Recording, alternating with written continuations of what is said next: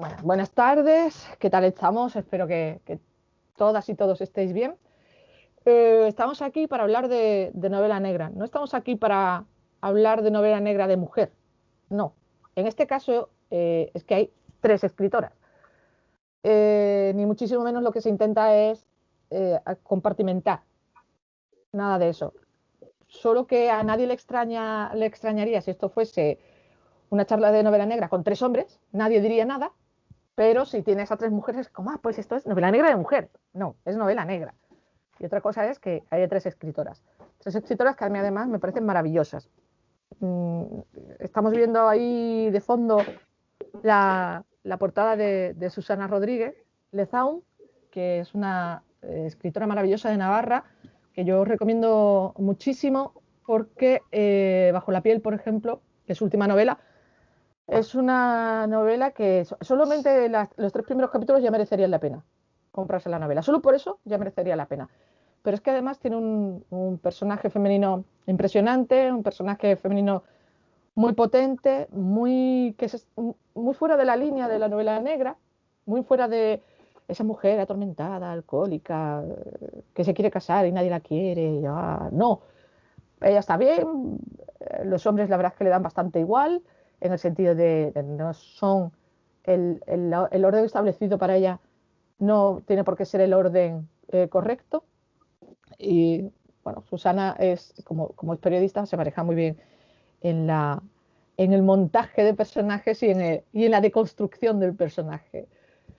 Luego tenemos también a Mónica Rouanet.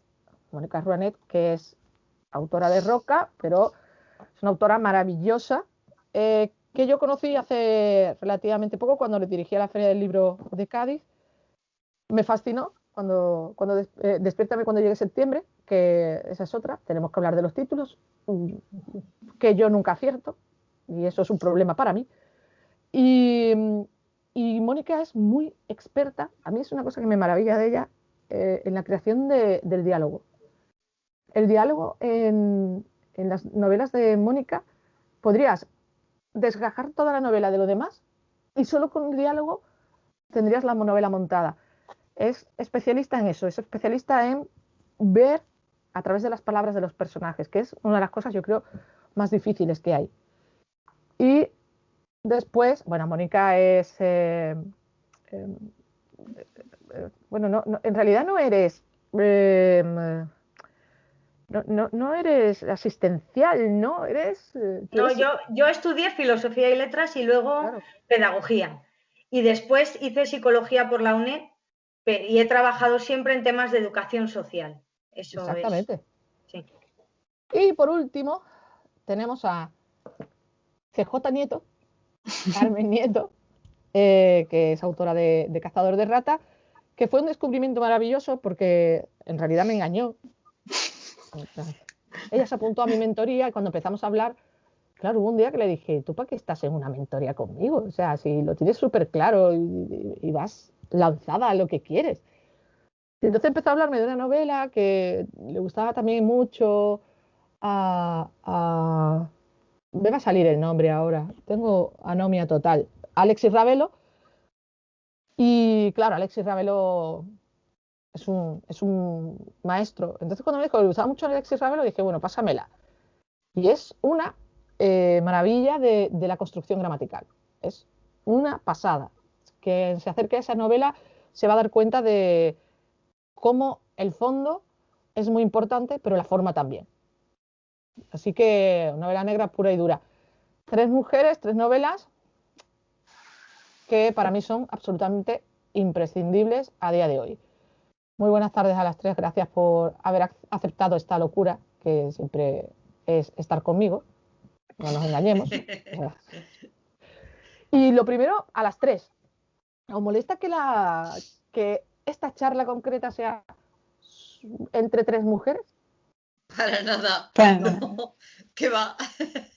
En nada, ¿no? absoluto. ¿Cómo me va a molestar, por Dios? La media hora que llevamos previo hablando ha sido como si nos conociéramos de toda la vida. No, para nada, no, no, no, no, en absoluto. ¿Y cómo se enfrenta una novela, bueno, cómo se enfrenta alguien que trabaja diciéndole a la gente, si vas a defraudar a Hacienda, ten cuidado haciendo esto. ¿Cómo se enfrenta a una periodista y cómo se enfrenta a una filósofa que termina haciendo de asuntos sociales, ¿no? Pues, sí, bueno, filósofa, psicóloga, de todo.com. ¿Cómo se enfrenta cada una? Susana. No Susana, tú sé, que yo estás en como medio, a ver. periodista lo tengo que quizás, bueno, no complicado, no demasiado complicado. Yo estuve 3 años trabajando en la sección de tribunales, estuve en política local durante pues otros 3 o 4 años, terminé en educación. eh, veías los pufos, la corrupción, me ha tocado ir a escenarios de crimen también que estaba, un día llegamos antes que la Guardia Civil, la fotógrafa y yo llegamos antes que la Guardia Civil, encontramos un cadáver en una zanja que nos habían llamado unos cazadores y nos llamaron al periódico y llamaron a la Guardia Civil y nosotros corrimos más, pero luego casi nos detienen, pero vamos, entonces no sé, eso a lo mejor te da un punto de cinismo, de absolutamente te lo crees todo, porque es que lo ves todo y lo que no lo ves te lo cuentan, que a la hora de escribir una novela negra haces que no te sorprenda nada. A mí no me sorprende nada. Yo me creo lo que escribo, pero me creo lo que escribe Mónica, me creo lo que escribe Carmen, porque puede ocurrir. Porque puede ocurrir. Y por la novela negra está tan pegada a la realidad social, a la sociedad en la que se desarrolla, que puede ocurrir. Y lo que no has visto crees que es capaz de suceder. Con lo cual, quizá como periodista tengo ese toque cínico, ese toque escéptico que me facilita enfrentarme a la creación de una novela negra, quizá. A mí me pasa algo bastante parecido. Yo trabajando en temas sociales, he trabajado durante más de 20 años con menores y familias en alto riesgo social. Y ahí he visto barbaridades que no os podéis ni imaginar. Y luego la última temporada la he trabajado en un centro de servicios sociales que no estaba tanto con menores, pero sí con familias y con todo tipo de personas. Entonces estás en el momento en el que las personas están en esa situación en la que necesitan pedir ayuda. Cuando una persona necesita pedir, no es nada, cuando lo ves, dices, ostras, no es de plato de buen gusto para nadie tener que venir a pedir ningún tipo de ayuda. Y luego menos cuando vas escarbando y vas viendo las situaciones en las que están y por qué han llegado a esas situaciones. Entonces, todo muy, muy, muy negro. Y eso me da, no, yo nunca he basado ninguna novela en ningún personaje de los que he encontrado en mi trabajo, pero sí una pincelada de aquí, otra de allí, que componen a lo que es el personaje que va a dar pie a la historia que voy a mostrar. Eso sí. Un poco lo que dice Mónica, y yo creo que al final las tres coincidimos en que trabajamos con personas, ¿no? Y cuando trabajas con personas, pues te encuentras lo mejor y lo peor. Claro, la novela negra hablas de lo peor, porque al final la novela negra es eso, ¿no? Es la parte más negra, la parte más baja de la sociedad, y da igual el estrato social en el que se encuentren, ¿no? Porque, por ejemplo, cuando hablas de la asesoría, lo que decía Mónica, no hay ningún personaje que yo haya escrito, me parece una falta de respeto escribir sobre personajes reales, ¿no? Sin pedirles permiso. Pero sí es verdad que ese espíritu queda en lo que tú escribes, ¿no? Lo que va sucediendo, es decir, que al final trabajas con gente, con el dinero, con los negocios, y dices, cuando yo terminé la novela, la terminé justo la terminé en febrero, ¿no? Salvo en febrero del 2020, salvo un capítulo que tuve que volverlo a escribir de nuevo porque no me había quedado como yo quería, y ese ya lo escribí después de la pandemia. Pero justo antes de la pandemia, que no habíamos escuchado nada de lo que estamos escuchando ahora, ya yo me estaba planteando qué negocio vale la vida de un hombre, ¿no? Porque muchas veces nos dejamos la vida en los negocios de una manera o de otra, ¿no? Sí que es verdad que hubo un caso hace unos años en Tenerife por una rivalidad empresarial, un señor encargó un asesinato, ¿no? Y eso te da un poco pie a escribir y a tirar de ahí qué clase de persona hace eso, qué motivaciones internas tiene. Y cuando tú tienes un negocio de cara al público, la gente viene a hablar de todo menos de los impuestos y de la contabilidad. La gente te viene a contar toda su vida, toda su historia, se lo ahorran en psicólogo. Y al final tú de verdad,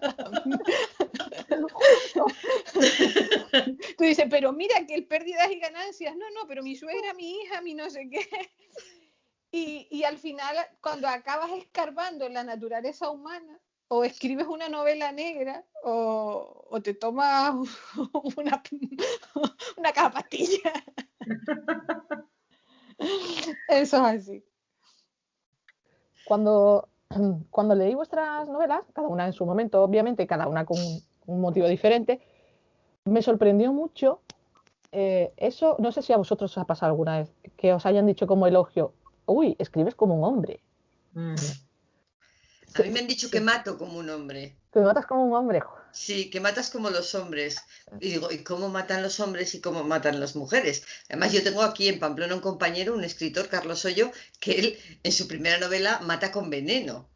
Y le Como digo, las Carlos, mujeres. claro, digo, tú eres muy femenino y yo soy muy masculina. Entonces, de hecho, los primeros años, cuando hacíamos muchas mesas redondas juntos, teníamos una porra y era que yo apostaba que siempre iba a haber alguien que me iba a preguntar cómo, siendo mujer, era capaz de describir tanta violencia en mis libros. Si me la hacían, pagaba él la cerveza. Si no me la hacían, pagaba yo. Creo que pagué una de 10. El resto las pagó en todas. O sea, ya no hay narices, porque ya me conocen y yo tengo muy buen carácter, pero al final acabas mandando a la gente a la porra. Dices, a ver, ¿qué diferencia hay, señoras? O sea, además muchas veces eran mujeres las que me hacían la pregunta, ¿eh? Y de hecho, recuerdo en una entrevista que me hicieron esa pregunta, ¿no te parece una forma de matar poco habitual? Tal, y dije, yo es que mato como un machote. Y lo pusieron a 5 columnas de titular. O sea, fue tremendo. A mí me lo preguntaron mucho con mi primera novela, porque el personaje principal es un chico. Es un chico adolescente que se hace mayor y se hace hombre. Atanasio Cuervo Feliz se llama, pobrecito mío. Y entonces está escrita en primera persona y lo vamos viendo cuando es adolescente y cuando ya es un señor hecho y derecho. Y la gente me decía, es que leyéndolo, de verdad, yo pensaba que Mónica Arbanet era un seudónimo, que lo había escrito un hombre, porque es que te metes del todo, digo, bueno, claro, y cuando escribo de mujer me meto en mujer, pero es una mujer que no soy yo, Claro. me meto en los personajes, ¿no? Pues me lo preguntaban y me lo decían como si fuera un halago. Un halago. Sí. Escribes como un hombre, digo, pues qué bien. Menos mal que no me dicen que ronco como un hombre, porque yo... Bueno, a mí yo, sí, yo, no pasa nada. Yo casi que con esas cosas casi que paso palabra porque no, a ver, el que dice eso no ha leído a Patricia Highsmith, por ejemplo. Claro. Porque entonces, y después el tema de los rusos envenenan, entonces los rusos pues no, son todas mujeres, entiendo, ¿no? Porque es la forma que tienen de matar las mujeres. Me parece que no viene al caso. Es decir, cuando alguien te dice eso es como el que oye llover. Sí. No, yo estoy con Carmen, son estereotipos que ya no hay ni que rebatir, hay que ignorar, ¿vale? Okay. O sea, creo que ya somos muchas las escritoras como para que esa pregunta sobre. O sea, si te pones a enumerar solo a nivel nacional las escritoras de novela negra de gran calidad que hay, la lista es larga, por suerte, larga. Y creo que todas demostramos que no hay estereotipos.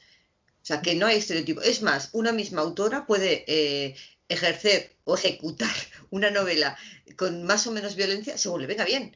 Una primera novela de una manera, la segunda de otra manera, la tercera de una mixta. Es decir, somos creadoras. Entonces, como creadoras, tenemos, por suerte, una mente capaz de ir más allá del estereotipo. ¿Vale? Y creo que eso ya, estoy con Carmen, hay que ignorarlo, hay que pasar del debate. ¿Tú crees que no escribo una mujer? Pues vale, pues que he salido muy masculina, a ver qué dice mi madre. Ya está, o sea... Ya está, sí, da igual. Sí. Sí, de hecho, lo que os iba a decir es que leyéndoos a vosotras, te das cuenta de que no existe, ¿no?, ese corte de género como se pretende vender. Es decir, yo os leo a vosotras sin saber que sois mujeres y leo antes ha salido el nombre de Alexis Ravelo, y no sabría decir quién es un hombre o una mujer. Tampoco me interesa, sinceramente.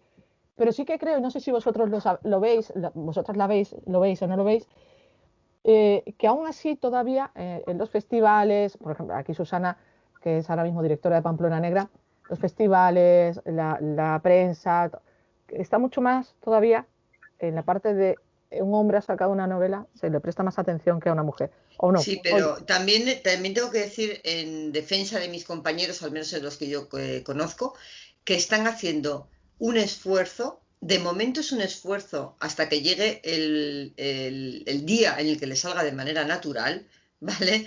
Están haciendo un esfuerzo por programar e invitar a mujeres. Ahora es un esfuerzo porque les cuesta, porque cuando piensan en escritores de novela negra, piensan en escritores. Y para pensar en nosotras tienen que esforzarse, ¿vale? A ver, Sí, es vamos cierto. a pensar en nombres de mujer. Y les sale y las invitan, no se invitan. Llegará el día en el que de manera natural, en la relación que ellos hagan en su cabeza, haya hombres y mujeres. Y lo que prime sea la calidad o la idoneidad de esa novela para el festival, para la temática, para la mesa redonda, para lo que sea. Eso es. Vamos poco a poco, poco a poco. A mí me consta que hay compañeros que están haciendo ese trabajo, no voy a llamarlo esfuerzo porque me da mucha rabia, ese trabajo de programar, sino con paridad, sí con presencia, ¿no? De que sea natural, en el momento que sea natural también para el público, será para ellos, y avanzamos. Obviamente a mí no me cuesta pensar nombres de mujer, pero tampoco tengo cuota, ¿vale? Es decir, yo quiero hacer una mesa sobre este tema y busco quién me va a dar la mejor respuesta a este tema. Claro. Sea hombre, sea mujeres. O sea, Mi mujer. primer festival fue marcadamente femenino. Otro fue con menos presencia femenina porque no me cuadraban. Bueno, pues a eso creo que tenemos que aspirar, que tienen que aspirar todos los festivales. Sí, sí, totalmente de acuerdo. Yo creo que deberíamos hablar de novelas y punto. Claro. Y ya está. Lo que pasa Claro. que es verdad que hay novelas que llegan, que están más presentes y otras que están menos presentes. Y lo que tenemos que intentar es que todas las novelas buenas estén presentes. Ya está. Claro, eso es. Es una tarea de Sí, zapa, no es fácil. de no pico es y fácil. pala, ¿vale? De pico y pala, es duro, hay que llegar, hay que darse a conocer, pero y quizá todavía al ser más hombres directores de festivales que mujeres, pues es más fácil que ellos lleguen a ellos, igual que yo me siento más cómoda hablando con vosotras, simplemente por una cuestión de, no sé, de sororidad, no lo sé cómo lo quieras llamar, pero me cuesta muy poco. A ellos también, pero es normal, es natural, porque las cosas son así. Pero yo sé que están haciendo bueno, hoy esfuerzo, el día de mañana será una cosa natural. Espero. Sí. Volvemos a vuestras novelas. A ver, dentro de que escribís novela negra, barra policial, barra detective, barra, todas las barras que les queráis poner, ¿os encontráis más cómoda más cómoda o más identificada con la novela española? Porque sé que algunos de vuestros autores favoritos no son españoles, ¿vale? Vosotros autores de cabecera, digo. Por supuesto que leéis autores y autores españolas, pero que vuestros grandes paradigmas no son, ¿no? Os encontráis más cerca. Y sobre todo me interesa mucho porque en estas tres autoras hay una especie de línea imaginaria desde Pamplona, Madrid a Canarias. A mí me interesa mucho ver cómo una pamplonesa tira más hacia lo nórdico que hacia lo francés o hacia lo español, o no. ¿Dónde estáis más encuadradas? ¿Dónde os sentís vosotras más encuadradas? ¿Dentro de la tradición española, la francesa, la germana, Que arranque Carmen, que está abajo. Exactamente, vamos subiendo. Empezar por mí. Hombre, yo en principio, lo de la novela negra para mí fue como un aguántame el cubata, ¿vale? vamos a tirar por aquí. Y yo empecé leyendo novela negra española, está claro. En mi casa se leía los libros de Pepe Carballo, no de Montalbán, sino de Pepe Carballo. ¿Vale? Toda la colección estaba en mi casa de niña. Y ese es el primer contacto con la novela negra que tuve. Y después Alberto Muñoz Molina, con Beltenebros, con El invierno en Lisboa, pues esos fueron libros que ya... poquito en la edad esa de los 18 o así, ya te van marcando y dices tú, pues esto me gusta. Y después un poco un desencanto con la novela negra, sí que es verdad que ha habido mucha novela negra y algunas, la verdad, pues no eran tan buenas, ¿no? Y dices tú, esto es un género que vale, se publica porque se vende, pero no. Y después, ya un poco más de mayor, lo que tú nombrabas antes, pues por la influencia a lo mejor de Alexis, que lo tenemos aquí en Canarias, y de otros autores como José Luis Correa o lo que sea que hay aquí vuelves a retomar novela negra, y sí que es verdad que yo me siento más identificada con esa tradición, ¿no? Pues a lo mejor mis referentes son, que de hecho en la novela que yo escribí es una novela en la que me aferro bastante a la tradición y a la receta clásica, ¿no? El hecho de hacer referencias a los autores del género, ¿no? De hecho, parafrasearlos, ¿no? Vino porque un hombre que no conocía quería matarlo. Está claro de dónde salió esa frase, ¿no? Y esos son los referentes. Mientras a mí me gusta mucho cuando estoy escribiendo leer lo que viene de atrás, sobre todo porque es un ejercicio que te coloca en tu sitio, ¿no? Dices tú, porque si te ocurre una idea genial y maravillosa y ya se le ha ocurrido a otro antes que la ha escrito mucho mejor que tú, y eso te va colocando en tu lugar, porque dices, y ahora hago esto de esta manera. Mira, perdona, pero eso ya lo hizo fulanito y lo hizo muy bien, primorosamente, así que no te metas en ese jardín, y si te metes, métete por otro lado. Entonces, mientras yo estaba escribiendo, leí, pues sí que es verdad que volví a retomar Manchet, Durreman, quizás esos son los referentes que yo tengo en esa novela, lo cual no quiere decir que mañana escriba otra y lea otros autores. A mí los nórdicos no me llegan tanto, no les he cogido el gusto. Sin embargo, lo que tú dices de que la novela de Susana tira más a nórdica, es una nórdica calentita. Hombre, hace menos frío, sí. Para mí es una nórdica calentita. Pero sí, quizás mis referencias son más los franceses, españoles. Toca Madrid, ¿no? Me toca. Sí. Pues yo empecé, como mucha gente en este país, que empecé con Agatha Christie, cuando era muy pequeña. Y luego sé que a mi padre le encantaba Sherlock Holmes, y entonces tenía toda la colección de Arthur Conan Doyle allí, y también empecé a leerlo, y eso es lo primero que leí yo de novela negra. Luego, por supuesto, leí Beltenebros, todo esto, lo que estaba de moda. Luego me pasé a la parte nórdica, también siguiendo las modas, va siguiendo modas. Y últimamente lo que estoy leyendo, que me está encantando, es americana. He descubierto a Lehane y me he hecho fan, vamos. A Moringer, que tampoco es negra negra, porque Moringer solo es negra a plena luz, pero me parece un novelón. Escribe que es una maravilla. Y esos son los que me gustan. En realidad, yo no soy lectora de novela negra 100%. Ahora leo mucha más novela negra casi porque me lo piden. Oye, léete esto, léete aquello y coméntalo y coméntalo. Pero cuando yo busco una novela, normalmente no leo una novela que yo no le pondría ningún género. A veces es de intriga, a veces es de tema social, mucho tema contemporáneo, tal. Y de novela negra sí leo, pero ya te digo, he ido como por modas y ahora estoy en esa, en la norteamericana. Yo soy un poco...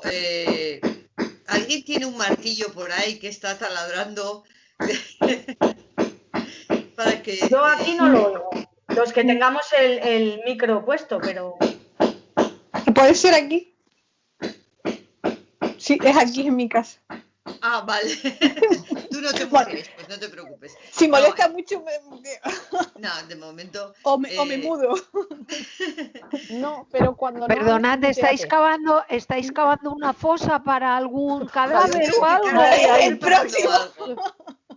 Está un paso más. Acaban de empezar ahora. Ha escrito y ahora ya va a dar un paso más. Ya lo estoy poniendo en práctica. Sí. No, pero cuando no hables, Carmen, muteate y así no nos entra el... Sí. Vale, espera, a ver si averiguo yo cómo se hace eso. Dale al microfonito que está abajo. Y ya está. Ya le doy. Ahora. Pues hablando de aficiones lectoras, yo soy un poco internacional. Por pura casualidad cayeron en mi mano cuando era demasiado pequeña para entenderlo, pero bueno, cayeron y me fascinaron los rusos, Dostoyevsky y Gorky, y tenía 14 años. Yo soy una devota admiradora de los rusos clásicos. O sea, me parecen fascinantes, me parece a veces una ida de olla brutal. Gorky refleja la realidad que él vivió como si fuera, bueno, no sé, un cronista, como el mejor cronista de la época, y para mí son grandes. De hecho, yo tengo ahí La madre de Gorky en 2 tomos y creo que me la he leído 3 veces, o sea, es maravilloso.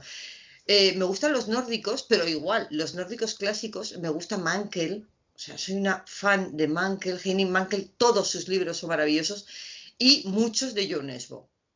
¿Vale? Sin embargo, bueno, pues no soy tan amiga de Camila Lackberg o de ese tipo de literatura. Me gustó Stieg Larsson también, o sea, a mí me gustó la saga de Millennium en su faceta, pues eso, rompedora, thriller, novela negra, novela nórdica, me pareció, bueno, pues un descubrimiento y me lo pasé muy bien. Lisbeth Salander para mí era el cogollo de la novela, era el centro y el detonador y me parece brutal. Y luego ellos, hablando de novela negra, empecé con Agatha Christie, pero en mi casa donde lo que estaba toda la colección era de Simenón. Estaba toda Ay, la en la mía colección de también George había Simenon, Simenón, sí. toda, que Sí, era una sí. colección de novelas negras, o sea, con tapa negra y tenían en el lomo un circulito amarillo con un sombrero Sí. dibujado. Y las tengo aquí en casa todas, las limpio así de vez en cuando, porque son muy viejitas. Yo empecé con Simenón. Y a partir de ahí, pues eso, Mankell, los nórdicos, Agatha Christie, por supuesto. Y después de los americanos, Sue Grafton. Ah, sí. Sue Grafton y su abecedario. Y después soy omnívora. Consumo de todo. A nivel nacional empecé por los clásicos, obligada en el instituto, pero luego he sido fan. Pío Baroja, Cela, Delibes, o sea, beso el suelo que pisó Delibes. Me gusta muchísimo. Creo que a nivel estructural de novela, formación de frases, de léxico, de todo, que pocos han escrito como Delibes. Y luego novela negra, a nivel nacional llegué tarde, ¿vale? O sea, yo a todos los escritores de novela negra los he conocido hace no demasiado, menos Vázquez Montalbán, obvio, que también tengo una colección bastante amplia que me compraron mis padres en Círculo de Lectores, lo recuerdo perfectamente, pero del resto la verdad es que no los he ido conociendo y ahora mismo estoy leyendo una narrativa de Elizabeth Strout, que fue premio Pulitzer, que no es novela negra, no es nada, o sea, omnívora. Soy una lectora omnívora porque si solo leyera novela negra, creo que dejaría de gustarme. Totalmente de No, acuerdo. dice Charo que no. No sé, pero de vez en cuando hay que picotear otra cosa. Sí. Sí, Bueno, pero sí que es verdad que tienes razón que yo tiro al norte. Lo he estado recapacitando cuando lo has dicho, yo no me había dado cuenta realmente, pero si haces la línea del meridiano, yo autores sudamericanos he leído de manera muy reciente, por ejemplo. Muy claro. reciente. Sí, sí. Quitando a Gabriel García Márquez, pero estamos hablando de novela negra y a Padura lo he conocido hace 10 años. Yo lo siento, no lo conocía de antes. Eso es verdad. Sí, sí. Tiro del meridiano para arriba. De Pamplona para arriba. No, claro, de Pamplona para arriba. Así es que. De No, Pamplona para arriba. pero sí que es curioso que incluso a la hora de montar los personajes se notan mucho las latitudes, ¿no? Es como, por ejemplo, no sé, para alguien que es de un meridiano cero como yo, que soy de Cádiz, que es como ciudadana del mundo, no pertenecemos a ningún sitio, nadie nos quiere, nadie se acuerda, con lo cual estamos a gusto, somos la única ciudad de España que realmente ha sido cantón independiente, o sea, cuidado, que estamos nosotros, pero sí que es cierto que cuando lees, en general cuando lees, ya has leído a varias novelas de A quién te enfrentas, si ves rasgos del personaje o de los personajes que dicen, esto es muy Susana, ¿no? O esto es muy Mónica. En tu caso, Carmen, tendremos que esperar a la evolución, pero en A que haya principio, otro. exactamente, en principio, pero sí que en vuestro caso, en el caso de Mónica y de Susana, es como, esto es muy Susana y esto es muy Mónica, ¿no? Son personajes, en el caso de Susana, son personajes no duros, porque no son duros, pero sí aparentemente imperturbables, ¿no? Aparentemente. O están tan perturbados ya que ya el estímulo externo como que les rebala Vienen perturbados de casa. exacto, ya vienen perturbados de casa. Es exactamente eso. Y en el caso de Mónica, son personajes mucho más, a nivel psicológico, mucho más volubles, como más rotos. psicológicamente. Supongo que eso también se ve mucho, lo que decíamos antes, ¿no? En el germen, que sois vosotras, de lo que escribís. Pero en el caso de Despiértame, en el caso de Bajo la piel y en el caso de Nueve corto, ¿qué es el detonante? ¿Cuál es el detonante para esos personajes? Mónica. A ver, pues el personaje principal de Despiértame es Amparo, que Amparo es una mujer estupenda, de mediana edad, 50 y muchos, que de pronto se ve envuelta en un viaje para buscar a un hijo que ha desaparecido. Y ella deja su pueblecito natal valenciano y se va. En realidad ella no es de ese pueblo, ella pasó su infancia y su juventud en Suecia, pero en un pueblecito allí perdido y tal, y luego vuelve a España, donde estaban sus ancestros, y se queda en el pueblito y al final se tiene que marchar a Inglaterra en busca de este hijo. Y entonces es una mujer con un montón de miedos, con un montón de... Yo siempre, todos mis personajes tienen un pasado que no es que te cuente el pasado, sino que cuando yo escribo el personaje, el perfil de personaje, tengo en cuenta como si fuera su psicología sistémica, todo lo que tiene detrás, lo que le han pasado sus padres, sus abuelos y su entorno, el entorno social. Entonces eso crea el personaje. Entonces te tengo que poner pinceladas de dónde viene y qué es lo que ha hecho y qué es lo que le ha ocurrido para que entiendas cómo se comporta y por qué es capaz de hacer y decir determinadas cosas. Y es lo que decía antes Carmen, en los diálogos.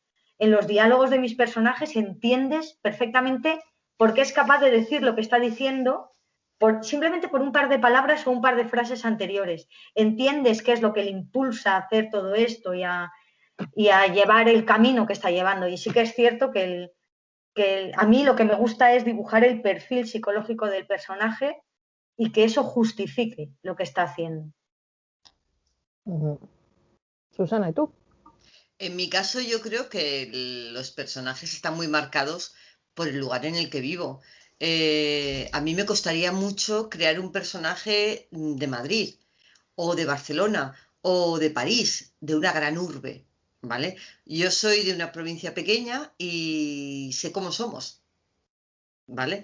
Cómo somos, cómo nos movemos, cómo funcionamos a nivel de relaciones, sobre todo sociales y familiares, la importancia que tiene el núcleo familiar en la zona en la que yo vivo, la importancia que tiene el interior de las casas. Vivimos en una zona en la que el clima no es demasiado bueno la mayor parte del tiempo y vivimos dentro de casa, incluso cuando no hay pandemia. Entonces, venimos confinados, llevamos todo el tiempo ensayando para esto. Entonces, aunque sí que es verdad que las calles en cuanto sale un rayo de sol se llenan, pero pasamos muchas horas dentro de casa y eso, quieras que no, condiciona el carácter de una persona. Somos más, un poquito más introvertidos, estoy generalizando, ojo, más introvertidos, más de pensar las cosas, de charlar, la importancia de los amigos, de la cuadrilla cerrada, el núcleo cerrado, ¿no? La familia cerrada, aunque sea amplia, pero es tu familia, tu cuadrilla, tus amigos. Entonces son caracteres, personalidades muy definidas y que no siempre son fáciles de congeniar con otra persona, al menos de entrada. O sea, hay gente que dice, quizás no tanto en Navarra, porque Navarra es muy dispar de norte a sur, pero en las provincias del País Vasco, que son más pequeñas, que cuesta mucho entrar.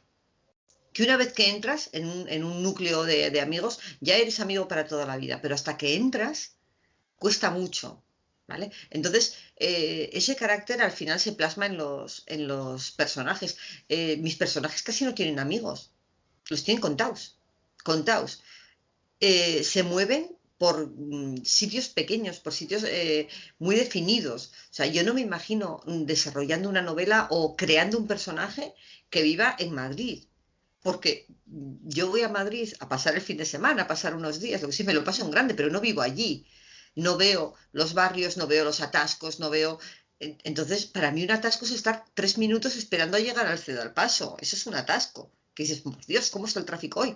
Pero no hay más. Entonces, creo que no sería capaz de hacerlo creíble. Mis personajes son como yo creo que son la gente que vive en los parajes en los que se desarrolla. Al final, mis novelas se desarrollan en mi tierra, entonces tampoco hay más. Pero un día quizás debería probar, a ver, a hacer uno de una gran rural que me sale. Y yo, por ejemplo, lo noto mucho en la novela de Carmen, que en la ropa yo nunca le pongo a un personaje una camisa de tirantes, nunca, jamás.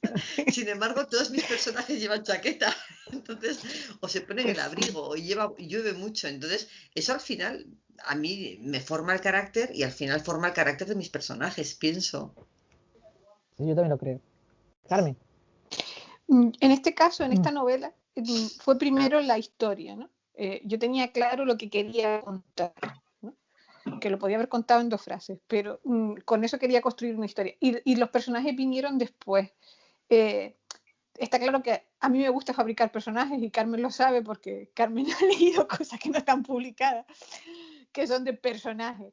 Y claro, la cabra tira al monte y se te va a fabricar ese personaje. Pero sí que es verdad que en esta novela me marqué muchas restricciones, ¿no? Y una de ellas fue ser fiel a esa idea del conductismo, ¿no? De saber del personaje por lo que está haciendo, ¿no? Y ahí me ayudó la posición de los narradores, porque, claro, cuando yo escribía como narrador omnisciente, al final yo lo sabía todo y sabía lo que estaban pensando y sabía y entonces, un poco para coartar eso que no quería hacer, dije, bueno, pues vamos a poner unos narradores testigos y solo vamos a saber de esos personajes por lo que el narrador testigo te dice. ¿Vale? Aunque en uno de ellos hay un poquito de trampa, porque ese narrador testigo es como su otro yo, ¿no? Ese diálogo interno que tiene, pero solo sabemos por lo que van haciendo y entonces por cómo se van comportando esos personajes, los vamos conociendo. Y el otro día leí un artículo que decía que los americanos usaban esto de los personajes conductistas porque no tenían nada más, ¿no? Porque realmente no es que solo nos mostraran la punta del iceberg, es que no había nada debajo, ¿no? En el caso mío sí hay mucho debajo y yo creo que eso se nota, porque solo cuento las 4 pinceladas que necesito para la acción. Pero si tú me dices que te hable de cualquiera de los 3 personajes, yo sé hasta qué colegio fueron, ¿no? Y yo creo que eso es importante, el fabricar ese personaje, aunque solo asomen 4 cosas de él. Sí que es verdad que inevitablemente, como dice Susana, mis personajes están en una isla y están en una isla que tiene el clima que tiene y al final Las Palmas es una ciudad que a lo mejor es más ciudad que muchas ciudades de la península, ¿no? Pero no deja de ser un pueblo chico. Porque aunque aquí pasa gente de todo el mundo, aquí se junta gente pues, de África, gente de América, gente de Europa, lo que es la ciudad es una ciudad que se construyó con gente que vino de fuera y con las 4 familias que siempre vivieron en Las Palmas. Y eso también se ve en la novela, ¿no? Los famosos protohombres, los 4 que todos conocemos. Y eso también se refleja en la novela. Y los personajes, pues claro, lo que sí es inevitable es la vinculación al mar, ¿no? Yo recuerdo cuando todos lo hacemos, a ver las palabras que repito, no sé qué, se repetía mucho la palabra mar. Digo, pero claro, es como vivo en una isla, ¿cómo no voy a repetir el mar? Y los personajes son hijos de eso, de la isla. Me gustaría deciros que cualquiera de los que estáis aquí podéis intervenir. No hace falta que esto sea una charla a 3 o a 4. O sea que cuando queráis intervenir, hacedlo sin ningún corte, sin ningún tipo de tapujo. Otra cosa interesante en vuestras novelas es la ciudad, de lo que tú has hablado, Susana, la ciudad. Porque claro, uno está acostumbrado a ver en la tele los asesinatos en Madrid, en Barcelona. Bueno, en Barcelona últimamente estamos acostumbrados a ver de todo. O sea, en Murcia se ve de todo también, ¿eh? También, sí, cierto. Pero sí que es cierto eso, ¿no? O sea, asesinan a alguien en Madrid, te enseñan los planos, los contraplanos, el vecino que ha grabado cómo arrastran el cadáver. Hace unos días salió de un pandillero. En cambio, tanto Canarias como Pamplona o como yo misma en Cádiz, ¿no? Es cierto que los asesinatos aquí no trascienden tanto, teniendo a veces una crueldad aún mayor, ¿no? No se limitan al disparo o a la pelea entre pandillas, sino que es algo como mucho más... y en ese sentido también vuestras ciudades os marcan, ¿no? Sin duda. Es lo que decía, aquí es todo como más para adentro. incluso el hecho de, bueno, de a veces lavar nosotros nuestros trapos sucios. Creo que eso está tan interiorizado a través de generaciones, generaciones, generaciones, que nos da cierto pudor que se conozca Pamplona o Navarra por determinadas cuestiones. Por ejemplo, ¿por qué es ahora famosa Pamplona? Por el tema de la manada. ¿Vale?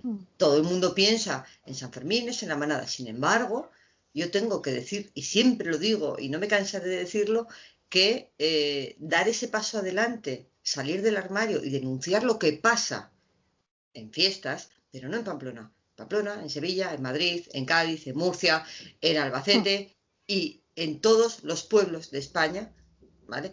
Denunciar eso de viva voz, por primera vez, ponerlo en todos los telediarios, ha sido el encender la mecha que hacía falta para que después se empiecen a denunciar casos en Sevilla, en Murcia, en Albacete, en Cuenca, etcétera, etcétera. Pero sí es verdad que otro tipo de cuestiones se quedan en casa. Como mucho salen en la prensa local, detenido un hombre por presunto, no sé qué, pero no trasciende. Y aquí se cometen crímenes igual que en todos los sitios. Sin embargo, yo creo que Madrid, como es una ciudad tan abierta, tan multicultural, tan acostumbrada a mostrarse y a que la vean y no sé, tiene quizá menos pudor. No lo sé. ¿Qué opinas, Mónica? No, pero un momento. Hay veces que yo creo que los que vivís fuera de Madrid pensáis que todos los asesinatos, todas las muertes y todas las cosas raras que ocurren en Madrid salen en prensa. Mira, tengo un amigo que vive en la Casa Roja que hay justo en el viaducto, ¿vale? Sí. Vive allí desde siempre, antes de que pusieran la mampara de cristal y después. Y me dice, yo estoy viendo la tele y los veo caer. Fíjate. Todavía. Dice, ahora es más difícil, se tiran menos, pero se tiran. Y de 100 que se tiran, en el periódico salen 3. No, pero y además en pequeño. Como periodista pasa te diré lo mismo. Si existe un código deontológico en la prensa a nivel nacional, yo no sé si internacional, a nivel nacional, en el código deontológico de todos los medios de comunicación existe la norma de no hablar sobre suicidios porque tiene un claro porque generan más efecto llamada. Claro. Eso es. Sí. Eso este chico me contaba. Ahora, sí. Sí, este chico me contaba que cuando hubo el auge en los años 90 de gente tirándose, que fue cuando pusieron las mamparas, era porque todos los días en el periódico contaban 1 o 2. Dice, son más, porque los veo caer. O sea, es que yo estoy viendo la tele y la ventana la tengo allí. Y de, uy, otro, así. Dice, y nosotros somos los que llamamos, los de mi edificio. Y ahora dice que sacan menos. Pero ese ejemplo lo ponía con todo. Sí que en Madrid, como somos más gente, pues a lo mejor hay más asesinatos. Pero no todos salen en prensa, entonces parece que siempre salen todos, y no, que va. De todas formas, yo pienso que hay más. Los que somos de la llamada de provincia. Yo también. Yo también, claro. Yo no soy de provincia, yo soy de ultramar. Hay todo un centralismo, es decir, todo lo que ocurre en Madrid es como si fuera lo más importante del mundo, esa es mi percepción. Es decir, ahora mismo tenemos todos los días en el telediario las elecciones en la Comunidad de Madrid. Pero si de Madrid estamos hartos hasta los madrileños. Eso déjalo muy entretenido, yo me lo paso muy bien. Y dices tú, a mí lo que pasa en el gobierno de Madrid, en la Asamblea de Madrid, pues me repercute muy poco, ¿no? Porque al fin y al cabo a mí lo que me interesa es el gobierno autónomo de mi comunidad. Y todo lo que ocurre en Madrid se magnifica, bien sea un asesinato, bien sea un suceso, bien sea cualquier cosa. Ahí discrepo, sí que nos afecta, porque, por ejemplo, ahora mismo... el efecto contagio.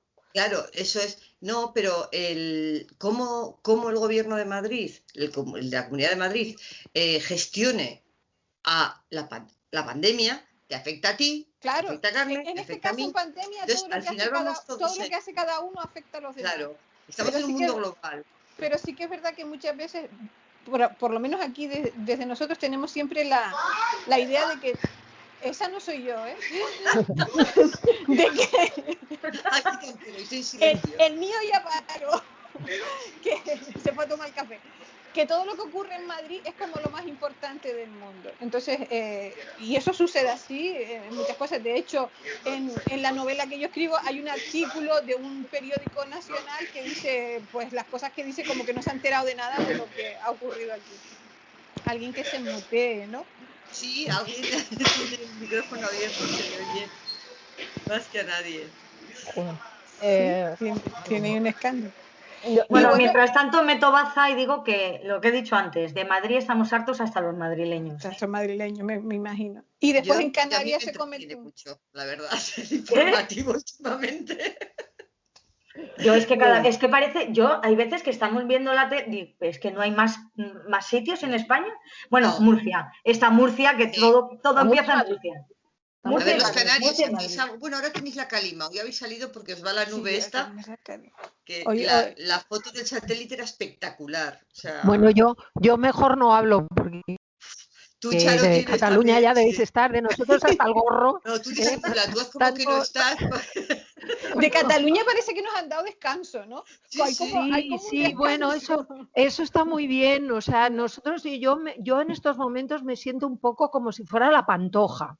Porque como ahora la gente está hablando de Rocito, pues no se habla de Cataluña, que ya nos va bien descansar un poco. Es Claro, verdad. cuidado, no, Porque- que el tema Rocito vamos a llegar, cuidado. Vale. Cuidado. Esto no os vais a ir de rosita, sí. Hay que comentar Rocito. No, pero sí que es cierto que como que hay... que a lo mejor yo no me he explicado bien, pero sí que es cierto que creo que los asesinatos más brutales, yo por ejemplo recuerdo el asesinato en Cádiz de un chico estudiante de medicina por parte de su amigo, que lo invitó a su casa, le golpeó en la cabeza, lo empezó a descuartizar y resulta que no estaba muerto del todo. Ese tipo de asesinatos que en Cádiz, gracias a Dios, ocurren una vez cada 10 años, pero son brutales, o las chicas que para probar que se sentía matando, mataron a otra chica de su cole. O sea, esos asesinatos muy, muy brutales, pero como que no trascienden, ¿no? Pero sí que es cierto que si se quema un contenedor pero un par de ellos en Cataluña, déjamelos en dos. Sí. En Cataluña o en Barcelona, no en Cataluña, porque si eso pasara en San Joan d'Espí seguramente no saldría, pero sí en Barcelona o todo lo que, o si pasa algo en Madrid, es como que se sobredimensiona más, ¿no? También es cierto que ahora mismo estamos en un momento en el que hay una semana que odiamos a Madrid y una semana que odiamos a Cataluña. Antes estábamos solamente odiando a Cataluña y ahora estamos más repartidos. Estamos más como Madrid, Barcelona, depende, ¿no? Depende del momento informativo que hay. Hombre, un momento, Carmen. En este país el crimen más famoso que hay es el de las niñas de Alcácer. Sin duda, absolutamente. Y es un pueblito pequeñito. Exactamente. Sí, Puerto que no sale ni en el mapa. Ay, pero sí, también. Si lo miras bien, de siempre pueblo chico, infierno grande. Entonces, eso es así. ¿Qué pasa? Que después, pues los escritores que tienen proyección normalmente no son los escritores de provincia, son los escritores de las grandes capitales que escriben sobre las grandes capitales, que escriben sobre Barcelona o escriben sobre Madrid. ¿Habéis leído a Agustín Martínez, Mala hierba? Sí. Es brutal. Y es en el desierto de Almería. Se desarrolla, o sea, en una aldea, es que eso no es ni pueblo, y es brutal, o sea, es brutal. Monte Perdido, que luego hizo serie, como su propio nombre indica, o sea, Monte Perdido. ¿Dónde estaba aquello? ¿No? Sí, donde Cristo perdió la boina. Exactamente.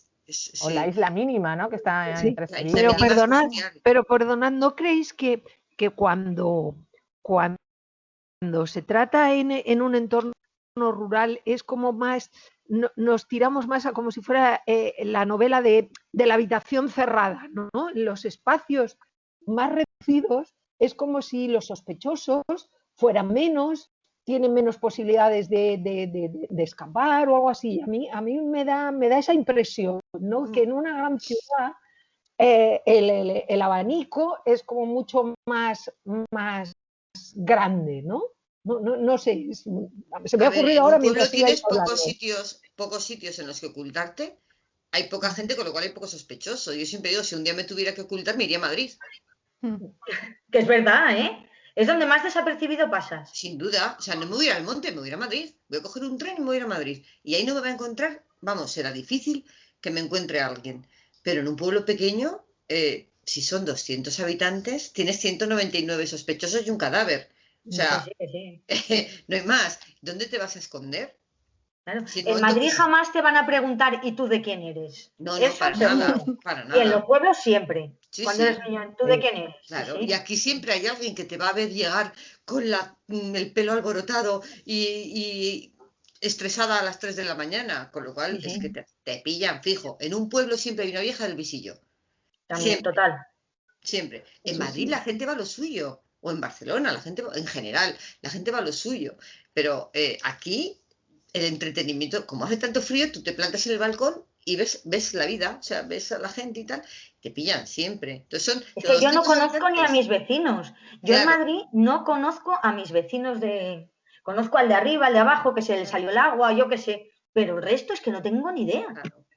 Yo tampoco conozco a mis vecinos, Yo a ni a los todos, vecinos de mi despacho, que llevo 15 años en el es mismo verdad, ya me lo edificio. dijiste. No sé quién vive en el piso de arriba, ni quién tengo al lado, nada. Y en mi bloque que nos fuimos a vivir todos a la vez porque es un bloque nuevo, llevo viviendo 10 años y no sé quién es Pues mi vecino de eso arriba. para asesinar es muy apropiado. Claro. Lo pondré en práctica. Es muy apropiado, Charo. Lánzate, Charo, lánzate. Lánzate. No, a mí lo que me ha hecho mucha ilusión, si me permitís, Claro. es descubrir que Carmen es asesora fiscal y gestora tributaria como yo. ¡Ah, qué bueno! Porque, sí, porque yo siempre he dicho que cuando yo no escribo ni quiero escribir, yo solo soy lectora y solo soy lectora de negro desde que tengo 11 años. Pues el 9 en corto es un Mi libro vida es... muy de despachos, muy de oficina. Lo sé, lo tengo aquí. Lo empecé ayer, que no sé, la otra Carmen igual te lo dice porque lo tuve que pedir en la librería Documenta de Barcelona y me lo trajeron antes de ayer y lo Bueno, por lo menos cogí. llegó. Sí, llegó, estoy a medias. Y digo que los que somos asesores fiscales, yo, por ejemplo, cuando hago algo mal, claro, evidentemente, es como si estuviera cometiendo un asesinato, pero buscándome la coartada. Sí. Coartada. ¿A que sí? Claro. La coartada antes del delito, está claro. Evidentemente, Qué muy bien. profesionales. Sí. Y entonces esto, no sé, me parece muy, muy curioso. Creo que los gestores tenemos la cabeza estructurada para buscar antes la coartada de cometer el delito. Es la No típica sé si tú... pregunta, que no sé si tú la haces cuando viene el cliente y te dice, no, a ver, ¿tú qué es lo que quieres hacer? Esto y Claro. pues entonces primero esto y esto. No, pero eso se ve muy claro cuando sale una ley. Tú te estás leyendo la ley y no estás pensando en cómo aplicarla, estás pensando cómo saltártela sin que te pillen. Eso es muy español. Esto es muy español. Sí. Esto, Ya veo yo que el corte ahí no funciona. Esto es así. Y también lo que me gustaría decir es que os he leído a las 3. O sea, he leído vuestras 3 novelas. La de Susana también la tengo aquí. La de Carmen también y la de Mónica no la tengo aquí, la tengo en casa porque te leí el año pasado para el premio de Cubellas. O sea que me hace mucha ilusión porque además las 3 sois muy diferentes, es verdad, ¿eh? Es verdad. Sí, yo las he leído a ellas dos. La última que he leído ha sido a Carmen y sí que es verdad, pero eso es enriquecedorísimo. O sea, en superlativo, vamos, en superlativo. No hay nada mejor que la diversidad. O sea, que se enriquezca, que le puedas mostrar a los lectores diferentes formas de, en este caso, de cometer un asesinato, un crimen o lo que sea y de resolverlo, de enfrentarse a él o de no resolverlo. O sea, de diferentes, con un detective, sin él, con una mujer, con un hombre que elija, oye, pues a mí me gusta el estilo de Mónica, me gusta más el estilo de Carmen, oye, pues me gusta este. Es fantástico, es fantástico. Y que hacemos de todo. O sea, es que el menú es inacabable, o sea, es fantástico. Porque luego igual Mónica se descuelga con una novela totalmente diferente, o la próxima de Carmen pues no tiene nada que ver con el 9 corto. O sea, yo igual hago poesía. Pero es enriquecedor, No mucho, te veo, mucho. pero... Tiéntame. Jamás lo haría. O sea, que eres capaz. Quita, que ya nos conocemos. Y luego te hago declamar. Exactamente, no. Yo no me tragué a Nuria Espez. O sea, yo no tengo una carrera para esto. Vale. No, sí que es cierto que las tres son muy, muy, muy diferentes. Pero lo bueno de las tres es que siendo tan bueno, no, a ver, lo que voy a decir es una estupidez realmente. No es que siendo tan diferentes sean tan buenas, es que siendo diferentes a un mismo lector o lectora les puede causar la misma impresión de ostras, ¿no? Que tengo entre las manos, qué bueno es esto. Y eso también es complicado, porque cuando uno lee, uno es lector de algo, ¿no? Yo leo fantasía, eso lo vemos mucho en la librería, ¿no? Cuando alguien llega y tú dices, mira, esta novela, dice, no, es que yo solo leo fantasía, o yo solo leo novela negra, yo solo leo... Y eso que tú dices, Susana, y tú piensas, joder, lo que te estás perdiendo. Claro. Te estás perdiendo mucha maravilla. No. De hecho, Mónica ni siquiera es lectora, es escritora de novela negra, yo siempre se lo digo. Es que Mónica está mucho más cerca de lo social y de la última, la que va a publicar próximamente, es un thriller psicológico como la copa un pino. Entonces, que el thriller psicológico puede entrar dentro de la novela negra, pero claro, como todos son estancos tan grandes. Pero eso lo de las barras que decías antes, novela negra, barra misterio, barra policial, barra a mí me aburre muchísimo ese debate. Me aburre muchísimo además todo el que opina tiene un máster, o sea, es que se creen en posesión de la verdad absoluta. Entonces, yo sonrío y asiento, o sea, no discuto, son batallas que ya no peleo porque no merece la pena, ¿vale? O sea, yo que escribo novelas. Punto. Igual que yo lo mismo, porque me regañan. Eso que has escrito no es novela negra porque el policía que tienes no tiene una personalidad. A mí que la mía bebe Jägermeister. No sé. Yo creo que al final las clasificaciones, es decir, novela negra, novela policíaca, siempre se dice la novela negra es la novela que hace crítica social, no sé qué. La más negra de todas sería Mónica, porque es la que se mete en la crítica social, se mete hace más novela negra, ¿no? Pero eso que hablamos antes, la más hardboiled es la tuya, Carmen. Claro. Yo en este caso, yo lo que hice y eres la que a lo mejor menos crítica social tienes pura y dura. También porque no te da tiempo, que tienes 100 y pico páginas, pero... Hay una crítica social muy soslayada, que infiltra todo el relato desde el principio hasta el final, ¿no? Que es curioso porque hay gente que hay cosas que yo las he escrito realmente para denunciar situaciones, ¿no? Y la gente las ve como algo positivo.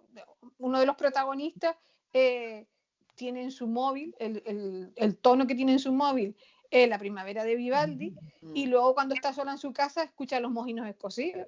Entonces, hay gente que lo ha entendido y hay gente que dice, ay, mira, pues qué bien, que ella... Para quedar bien, por lo menos cuando está en la calle no pone Los mojinos escocidos. Digo, pues que se era el tío. ¿Qué es eso? Claro. Y tu novela es absolutamente positiva. Hola, ¿quién eres? ¿Me oís? Sí. Me llamo José Antonio. No, quería haceros una pregunta. Sí. Claro. Yo llevo escuchando un montón de rato. La respuesta de Mónica ya la sé, pero me gustaría saber un poco la de vosotras dos, ¿no? Bueno, y la de todos en general. Y se trata de, ¿cómo veis? A mí no me gustan las series, ¿no? Yo prefiero estudié cine en su día y prefiero empezar una película y terminarla. Y marcharme a la cama o salir del cine sabiendo lo que ha pasado. ¿Cómo os veis este fenómeno de las trilogías, de las series? La mayoría de ellas, además, fundamentadas en los contenidos habituales de la novela negra. ¿Cómo veis ese fenómeno en España? Y preguntaros si os habéis planteado alguna vez escribir trilogías o escribir novelas para hacer series de televisión, pensando en la gran pantalla. Mónica. No, él ya dice que se sabe mi respuesta. No, a ver, yo es que me lo preguntó un día y yo le dije que yo no soy escritora de trilogías, a mí me gusta empezar una novela y terminarla. Y a mí lo que me hace gracia y me gusta hacer mucho son cameos. que de pronto un personaje que salía en la primera salga en el otro comprando el pan. Da igual, o sea, lo pongo en la misma época, en el mismo sitio y sale fulanita comprando el pan. Eso, y hay muy poca gente que se da cuenta, pero cuando se dan cuenta me hace mucha ilusión. Pero no me gusta hacer trilogías. A mí me gustan mucho las series, tengo que decir que me gustan, pero prefiero las series de capítulos cortitos y de una temporada de 6 capítulos, que es como una peli larga, ¿vale? Que al cortarse me da opción a verla en 2 noches o en 3, porque es que me quedo sopa delante de la tele. Entonces, pues eso, veo 2 capítulos, me duermo, mañana otros 2 y al día siguiente otros 2. Que me pasa como a José Antonio, que me da rabia irme a la cama sin saber cómo ha terminado, pero como me voy dormida, pues no hay problema, ¿no? Pero yo lo de escribir trilogías es algo que no. A lo mejor puede ser que algún día algún personaje que haya aparecido en una novela sea personaje en otra. Por ejemplo, si tienes un inspector o algo así, el inspector Pérez, pues en esta primera novela hace este caso, resuelve este caso, y luego 3 años más tarde el inspector Pérez resuelve otro caso. Entonces, no es que sea trilogía, es que el personaje es el mismo, pero puedes leer perfectamente la segunda sin haber leído la primera, o la cuarta sin haber leído las 3 primeras. Para mí eso no es trilogía, es una serie. Una serie porque el personaje que lleva el hilo conductor es el mismo que hemos conocido. Pero a mí lo de que una novela se quede como al final de un capítulo y tenga que esperar a que el escritor escriba el resto, tipo, no sé, igual las de Juego de Tronos, que yo me leí las 2 primeras y me engancharon mucho, pero era como, pero esto no se acaba nunca. Y además ahora el hombre... No se acaba nunca. No se acaba, a ver, el colesterol is coming y a ver, nos va a dejar sin la última parte, no, eso no me ha gustado, ¿no? Así que yo estoy un poco a favor de lo que dice José Antonio. Trilogías y series largas de muchas, estas para mí no, pero vosotras no lo sé. Carmen. Hombre, algo típico de la novela negra es ese personaje que se perpetúa, ¿no? en distintas novelas. Yo no le llamaría una serie. Yo creo que son distintas historias y aprovechas el personaje. A ver, yo solo he escrito una novela negra y yo ya me doy por contenta porque me hayan publicado. O sea, que aspirar ya a trilogías y a ciclos narrativos, ya eso es otra cosa. Pero bueno, puestos a soñar,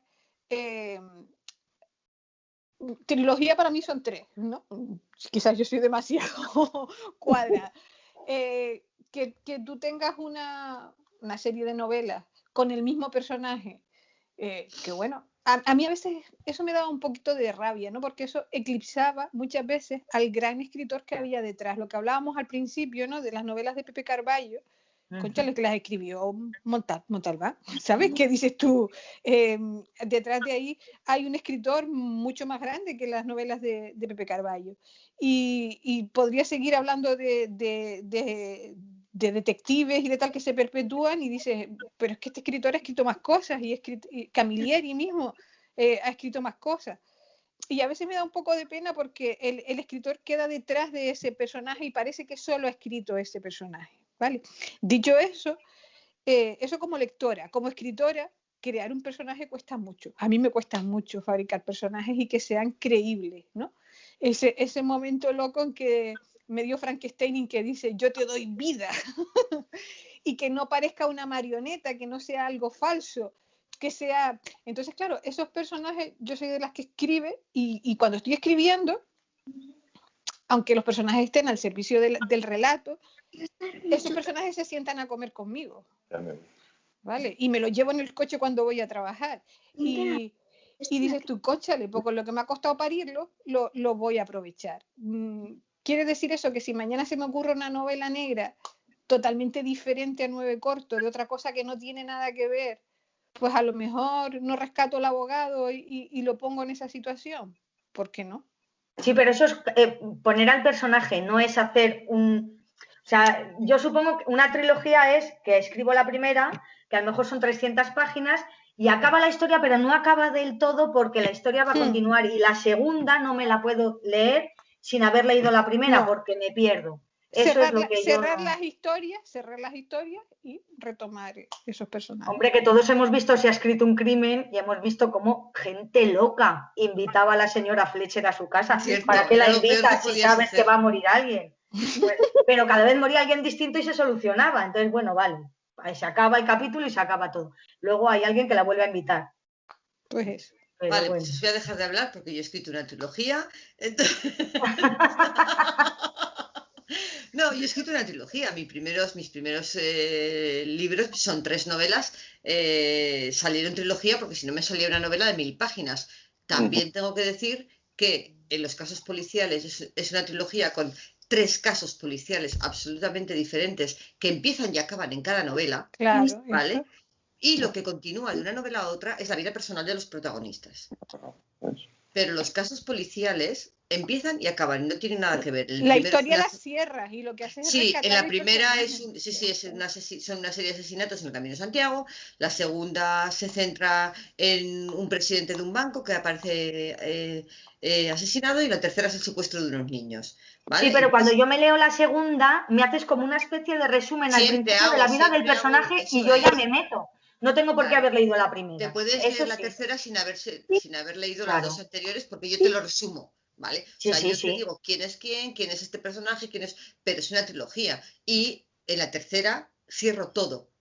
Cierro la historia policial y cierro la historia personal. También es verdad que el inspector aparece en Bajo la piel. Es un cameo, como dices tú, porque aparece en un cruce de pasillo, nada más. Son 2 líneas, pero me apetecía, porque a mí pasa como Carmen, los personajes son partes de mí, o sea, vivo con ellos, duermo con ellos, como con ellos, voy en el coche y voy pensando y en acciones, tal. Entonces, con lo que cuesta construir un personaje, mientras tenga vida, mientras tenga algo que contar, Mientras tenga algo que aportar a la historia que estás eso haciendo, es. Y ¿para qué desde vas a luego, fabricar otro teniendo Marcela eso? Piel de Lobo, en mi voluntad está que siga avanzando. Caso policial abierto y cerrado en cada caso, pero vida personal, obviamente tiene que avanzar. La Eso vida para mí no es avanza. una trilogía, eso para mí es como una colección, es como Una serie, Sherlock Holmes, claro. Vale, pues que el caso va policial es avanzando, pero cada caso diferente. es distinto. Bajo la piel hay un caso absolutamente concreto, con unos personajes, con unos protagonistas y unos cadáveres que no va a volver a aparecer nunca más. Pues En el eso. segundo, otra cosa, pero ella, sus conflictos, sus secundarios, etcétera, etcétera, van a estar ahí. O sea, hasta el perro va a estar. O sea, entonces, sí, y de luego, yo no pienso cuando escribo en absoluto en una serie de televisión, pero yo he vendido los derechos de la trilogía para hacer una serie de televisión.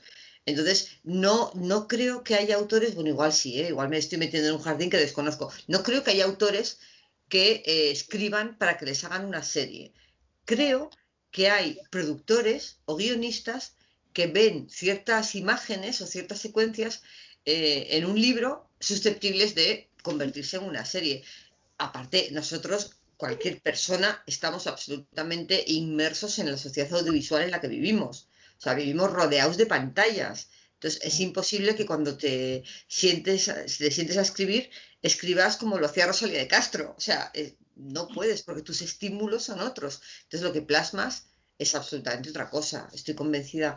Pero vamos, no sé si te he respondido, espero que sí. Sí, seguro, sí. Que nada, oye, muchas gracias. Tengo una idea y me reclaman, así que Gracias a ti. y no os he leído a Hola, Kiara. Hola. Hola. pero procuraré leeros, ¿vale? Estupendo. Gracias. Lo leí en su día, hace mucho tiempo ya. Sí. Así que nada, bueno, muchos éxitos y Gracias. Gracias. Hasta luego. Hasta luego. Ahora. Adiós.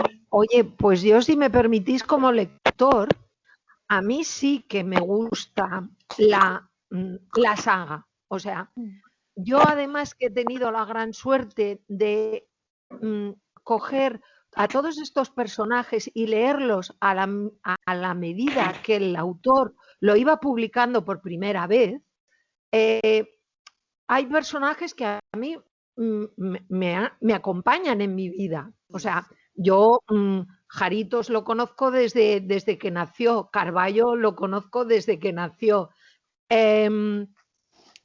Tony Romano, no sé, cualquiera que me digáis, Sí. cualquiera, Bevilacqua, Petra Delicado, Claro. estoy hablando de quitando los suecos de nombre impronunciable que son Pierre Ballou y Max Howell, con Martin Beck, porque son de los años 60, que los leí más tarde, o Simenón. Yo toda la novela negra contemporánea he tenido la gran suerte de irla leyendo a medida de que se iban publicando. Por eso mi biblioteca, tengo que decir, es un incunable de primeras ediciones, pero por eso, porque la he ido comprando a medida que se iban publicando. Padura, por ejemplo, Mario Conde. Entonces, lo que me ha pasado es que a mí estos personajes, Rebus, Bosch, todos estos personajes forman parte de mi vida, son alguien mío. O sea, yo, por ejemplo, ahora cuando acabe de leer 9 corto, me voy a leer a Idri Danson porque es que estoy muy preocupada por el volcán. Y entonces me voy a leer Naturaleza Hostil, que me parece un título muy... que lo tengo ahí comprado desde hace 2 años, porque es que estoy preocupada. Claro, normal. Estoy preocupada por él. ¿Qué le habrá pasado? O sea, quiero saber qué le pasa. Entonces, yo lo conocí en Getafe. Sí, bueno, yo le he visto un montón de veces, porque, bueno, también le dieron bueno, no le han dado el Pepe Carballo, que yo lo reivindico, cada año reivindico el Pepe Carballo a Padura y a Idri Danson. Son 2 de los que creo que tienen que estar allí, pero sí, pues por ejemplo, yo le he visto en Lyon, le he visto en Barcelona, cuando estuvo también, y es que es un tipo fantástico, ¿no? Y hacen que esos personajes sean tuyos. O sea, tú no has estado nunca, yo no he estado nunca en Islandia, ni creo que vaya a ir jamás a Islandia, pero me parece maravilloso que un autor como Idri Danson, que vende 30.000 libros de su novela escrita en un idioma que está en extinción, que es el islandés, y le lee el 10% de la población de la isla, que son 300.000 personas. ¿Qué autor de cualquier otro país vende sus libros al 10% de la población? Una pasada, nadie. Me parece una cosa espectacular. De todas maneras. Sí, y es capaz de trasladarte esa sociedad tan extraña para nosotros aquí. O sea, esto es algo, me parece algo... Estoy contigo, es verdad. Sí. Yo creo que eso es algo muy propio de la novela en general, pero de la novela negra sobre todo. Muchas veces la gente... Pepe Carballo era Barcelona. Es decir, tú leías las novelas de Pepe Carballo y era como si estuvieras en Barcelona. Pues yo conozco mucha gente que estaba fuera de Barcelona, echaba de menos su ciudad y leía las novelas de Pepe Carballo. Eso pasa con canarios que están en la península y leen a Ravelo. Yo he regalado libros de él y dice, es que se me cayeron 2 lágrimas porque me acordé del puerto, me acordé de no sé qué, me acordé de... Te lleva a esos sitios. Y eso es bonito porque es lo que tú dices, que tendrá que ver una persona que está en Barcelona con un islandés. Nada. Pero eso es lo bonito de la literatura, ¿no? Y de los libros en general, que tú de repente te pones en la piel de esa persona, ¿no? Y ahí es donde realmente hay un mundo global, no en otras cosas, no en las redes sociales o en la deslocalización de las empresas. Hay un mundo global cuando tú eres capaz de colocarte en la cabeza de un tío que está tan lejos culturalmente y socialmente y empatizas con esa persona y lo sigues hasta el final y te preocupa lo que le ocurre, lo que no le ocurre. Yo creo que ahí está la magia bonita de escribir. A mí hay una cosa de lo que has dicho tú, Carmen, que me gusta mucho y es cuando, que ocurre siempre, cuando estás leyendo un libro y estás viajando. Te está llevando, pues o me lleva a Pamplona, o me lleva a Canarias, o me lleva a Barcelona, o Australia a Madrid, o nos lleva a Suecia, a Dinamarca, o a Tombuctú, donde nos lleve.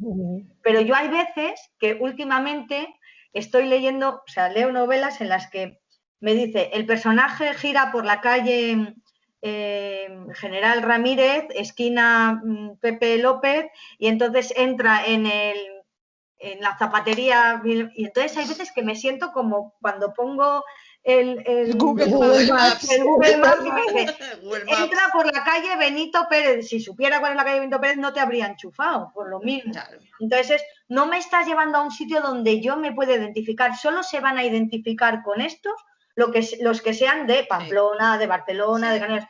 pónmelo de una manera en la que me digas cómo es la calle, pero donde me dejes llegar a mí, que soy de fuera y no he estado nunca. Y eso, los que lo consiguen es una auténtica maravilla, eso sí te hacen viajar. Los otros es como, bueno, ¿y qué? Ya vale. O el Maps, sí, lo mismo. Pero bueno.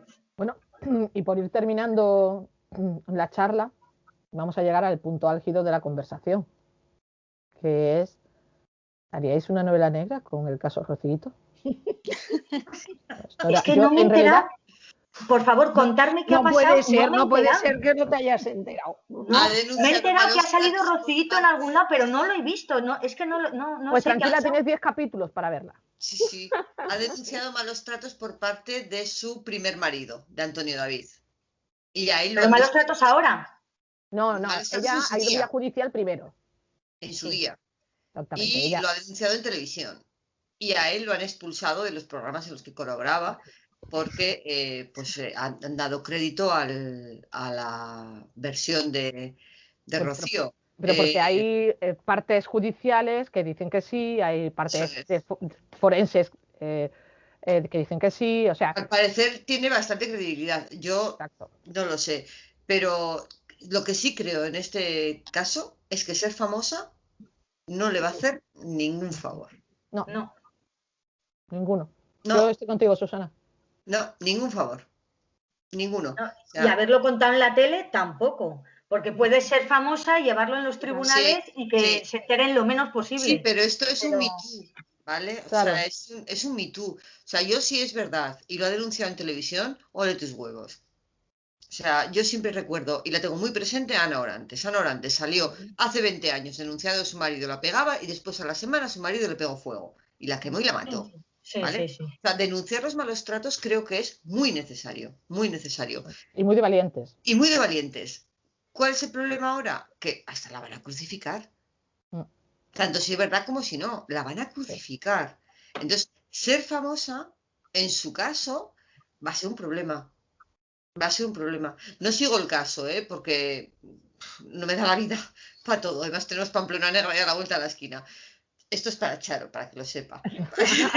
Sí, que además Carmen me entenderá cuando os digo esto, que por favor pongáis los festivales de acuerdo con el calendario fiscal. Sí, no, ya. Claro. No te da tiempo, si no, claro. Claro, es que yo no me puedo escapar. Enero, tú imaginas, Carmen, imagínate, un festival. No, ¿qué quieres que me imagine? Si fin de semana del 18 al 20 de enero. Pues no puedo ir. No puede ser. Pues no puedo ir. Es que no se puede. Falta de voluntad. No, tenéis que además el calendario fiscal está ahí colgadito en la agencia tributaria. Claro que sí. Todo el año. Susana, el año que viene, si no te importa, mira el calendario fiscal. Claro. El año que viene, si todo va bien, volveremos a enero. Chicas, apretad en diciembre. Pero si el problema está que los clientes no nos hacen caso. Bueno, yo tengo una gestora, y yo también soy de una gestoría, que son todas mujeres, que a mí me manda un WhatsApp y como me conoce, me lo manda con 3 semanas de antelación, ¿vale? Y me dice, Susana, ve preparando los papeles. Y yo, ok, ahora mismo. Una semana después me vuelve a escribir y me dice, ¿has preparado los papeles? Y yo, hostia, los papeles. Y que los tengo ahí arriba, además, tengo todo ahí arriba.